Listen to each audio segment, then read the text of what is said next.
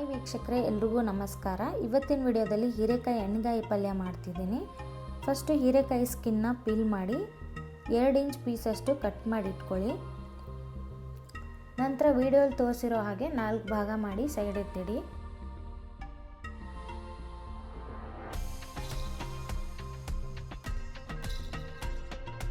ಆಮೇಲೆ ನಾನಿಲ್ಲಿ 2 ಈರುಳ್ಳಿನ ಸಣ್ಣದಾಗಿ ಕಟ್ ಮಾಡಿ ತೊಗೊತಾ ಇದ್ದೀನಿ.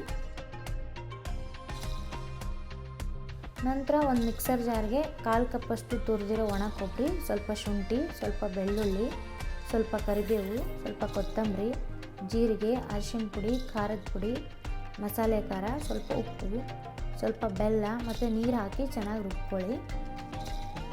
ನಂತರ ಒಂದು ಬೌಲ್ಗೆ ರುಬ್ಬಿರೋ ಮಸಾಲೆ, 1/4 ಕಪ್ಪಷ್ಟು ಹುರಿದಿರೋ ಶೇಂಗಾ ಪುಡಿ, 2 ಟೀ ಸ್ಪೂನಷ್ಟು ಹುರಿದಿರೋ ಗುರೆಳ್ಳು ಪುಡಿ, ಸ್ವಲ್ಪ ಈರುಳ್ಳಿ ಹಾಕಿ ಚೆನ್ನಾಗಿ ಮಿಕ್ಸ್ ಮಾಡಿ.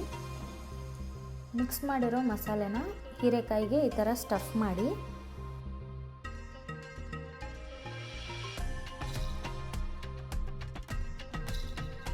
ಎಲ್ಲ ಹೀರೆಕಾಯಿಗೂ ಸ್ಟಫ್ ಮಾಡಿ ಸೈಡ್ ಇಟ್ಟಿರಿ. ನಂತರ ಒಂದು ಕುಕ್ಕರ್ಗೆ ಒಂದು ಸ್ವಲ್ಪ ಎಣ್ಣೆ ಹಾಕಿ, ಎಣ್ಣೆ ಬಿಸಿಯಾದ ನಂತರ ಸಾಸಿವೆ, ಜೀರಿಗೆ, ಕಟ್ ಮಾಡಿರೋ ಈರುಳ್ಳಿ ಹಾಕಿ ಚೆನ್ನಾಗಿ ಫ್ರೈ ಮಾಡಿ. ಎಣ್ಗಾಯಿ ಪಲ್ಯಗೆ ಸ್ವಲ್ಪ ಎಣ್ಣೆ ಜಾಸ್ತಿನೇ ಬೇಕಾಗುತ್ತೆ. ನಂತರ ಸ್ವಲ್ಪ ಕರಿಬೇವು ಹಾಕಿ, ಆಮೇಲೆ ಸ್ಟಫ್ ಮಾಡಿರೋ ಹೀರೆಕಾಯಿ ಹಾಕಿ ಲೋ ಫ್ಲೇಮಲ್ಲಿ 3 ರಿಂದ 4 ನಿಮಿಷ ಫ್ರೈ ಮಾಡಿ.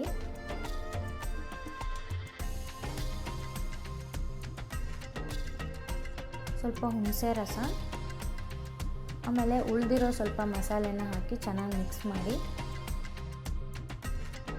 ನಂತರ 1 ಕಪ್ ನೀರು ಹಾಕಿ ಒಂದು ಕುದಿ ಬಂದಮೇಲೆ ಮುಚ್ಚಳ ಮುಚ್ಚಿ ಕುಕ್ಕರಲ್ಲಿ 1 ವಿಸಿಲ್ ಆಗೋವರೆಗೂ ಕೂಗಿಸ್ಬೇಕು.